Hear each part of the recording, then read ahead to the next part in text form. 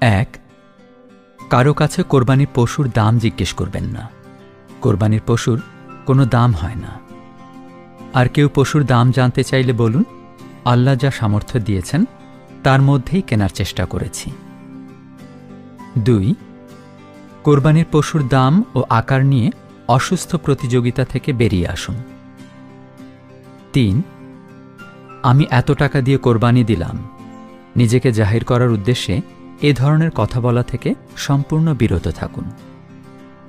4, কোরবানির পশু কেনার পর বাজার দর যাচাই করে দামে ঠকে গেছি এ ধরনের আফসোস করবেন না। 5, কোরবানির গোশতের ওজন ও পরিমাপ নিয়েও কথা বলবেন না। কোরবানির পশু বাস্তবে দেখে ও ভালোভাবে বুঝে কিনুন।